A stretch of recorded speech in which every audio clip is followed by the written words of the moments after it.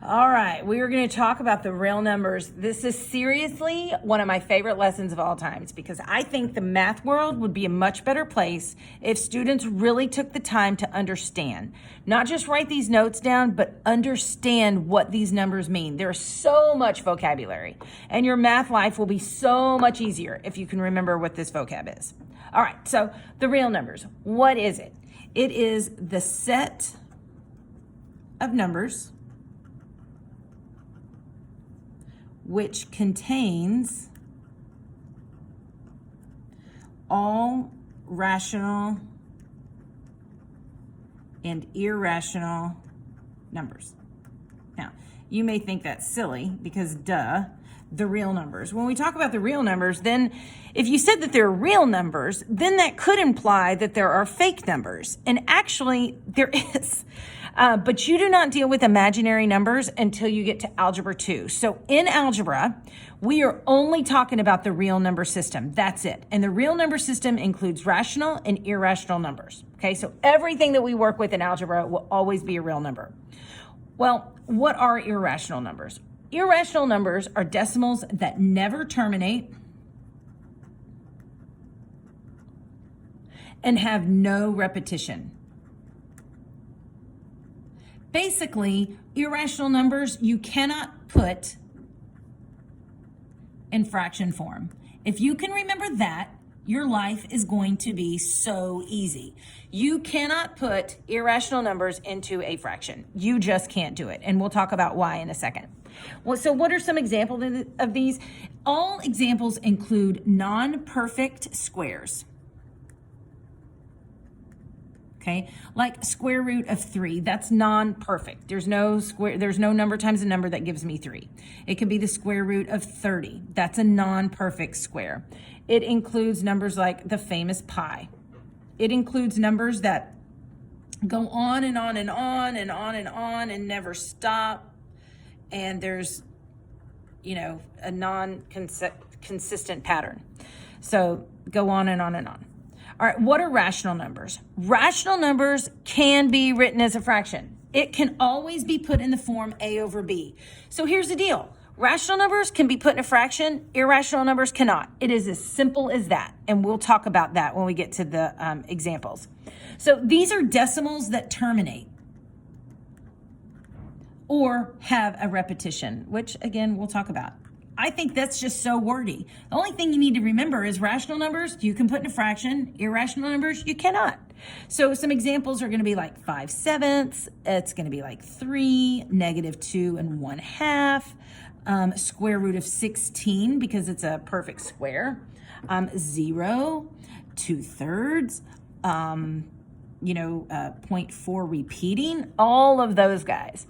So those are rational numbers. Well, then you have to ask yourself, you start out broad and you say, okay, here's the real number system. It's either irrational or rational. You can't have both. Both can never be the same. So it's either going to be irrational or rational. Well, if it's rational, then you got to follow a list of questions. Then you ask yourself, okay, is this rational number an integer? Well, what's an integer? An integer is just like that number line you saw in every elementary classroom when you grew up. It is on the wall. You saw that number line. It said -3, -2, -1, 0, 1, 2, 3, 4. So, and it went on and on and on in both directions. So those are integers. It's those counting numbers, both negative and positive. It's your typical number line. Whole numbers are numbers that are 0. So whole numbers go from 0 all the way up. 0, 1, 2, 3, 4, and so on. And natural numbers go from here all the way up. So the only difference between whole numbers and natural numbers does not include 0. That's it. Whole numbers include 0. So here's the deal. If you can put 4, can I turn 4 into a fraction? Yes, I can. I can make it over 1. So if I can put a number into fraction form, A over B, I know it's rational. Then I ask myself, is 4 an integer? Yes, it is. Is 4 a whole number? Yes, it is. Is it natural? Yes, it is. So 4 includes natural, whole number, integer, and rational, and of course it's real. So if I'm organizing the real numbers, this whole box is real number system. And remember what we said. In the real number system, you can have either irrational numbers or rational numbers. So rational numbers, remember, fit the form A over B. Irrational does not make a fraction. And then you have to ask yourself, okay, in this rational number, is it an integer? And then you ask yourself, is it a whole number? And then you ask yourself, is it natural? So when I'm organizing, what this says is that if this circle is natural, it's included in the whole, it's included in the integer, and it's included to the rational. So if you have a natural number, it fits natural, whole, integer, and rational. If it's a whole number, which the only difference between these is 0, if 0 goes in whole number, then this circle is also an integer and it's also rational. Okay, so that's how that organization works. Now, let's talk about some examples and get down to the meat of it. All right, so example.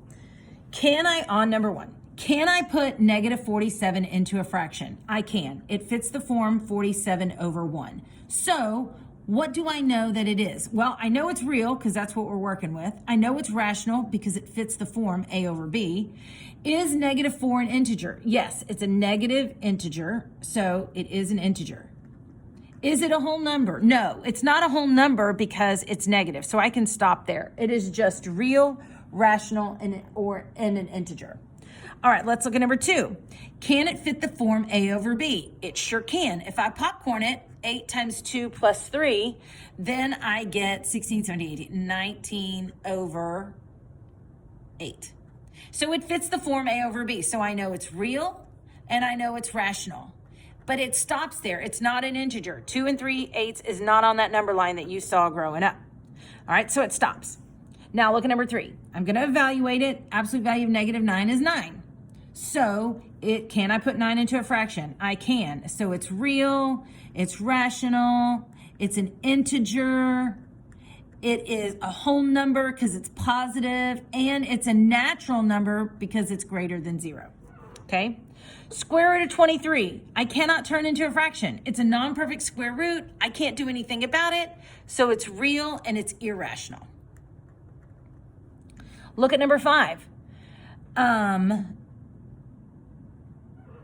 That one stops. So I can say it's 1 and 5,625 over 10 thousandths. So can I make that a rational number? Sure, I can popcorn it. And then I would get like 1,5,625 over 10 thousandths. So it does fit the form A over B. It took a little longer, but it does. So it's real and it's rational. And then it stops because it's definitely not an integer. Number 6 fits them all except natural. It's not natural. So it's real, rational, integer, and a whole number. All right, let's look at number 7. If I simplify that, I get negative 8.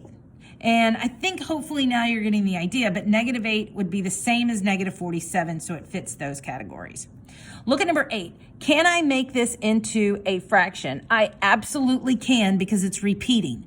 So remember last year you learned how to make these into a fraction? You just put 123 over 999. So those repeating ones, because it goes 3 digits, should be the thousandths place, but because it repeats, I subtract 1 and get 999. So it fits the form A over B, so it's real and it's rational. If I simplify number 9, I get negative 4, and then of course it's real and it's rational and it's an integer and it's a whole number and it's natural. It fits all those categories. And then the cube root of 8 is actually 2, so that fits all my categories, All right, so let's look at this Venn diagram. This is probably the easiest one to look at, and we're just going to place these. Where do these guys go? Well, square root of 50, that is not a perfect square. So if it's not a perfect square, it's irrational. So I put A right there. B, can I turn 3.895 into a fraction? I sure can. It would be 3 and 895 over 1,000, which I could popcorn to put it in. So it's rational. It's not an integer, so I can't do any of that. C, 8. It's rational, it fits the form A over B, it's an integer, it's a whole number, and it's natural. So C is going to go in the natural box. D, negative 11. It does fit the form A over B, so I know it's rational. It's a negative 11, it's an integer, and it's going to stop there. It's not a whole number because it's negative, so it stops. It is an integer. E, negative 4 and 1/5. Does it fit the form A over B? It sure does. 5 times 4 is 20, 21 over 5, and it's negative 21 over 5. It fits the form A over B. It's rational, but it is not an integer, so it stops. F, a pi, my classic example of an irrational number. Cannot put that in a fraction. G, 1 and 7 repeating. So that's really 1 and 7/9, and then I can popcorn it, and it fits the form A over B, so it's rational, but it's not an integer, whole number, or natural. H, when I simplify square root of 196, that is actually going to be 14. So 14 is rational, it is an integer, it's a whole number, and it's natural. So it's going to go in the natural box. Square root of 0 is just 0. And so it's rational, it can be put the form A over B, it's an integer, and it's a whole number. It is not natural though. 0 is not a natural number. J, when I evaluate it, I do the absolute value of negative 34.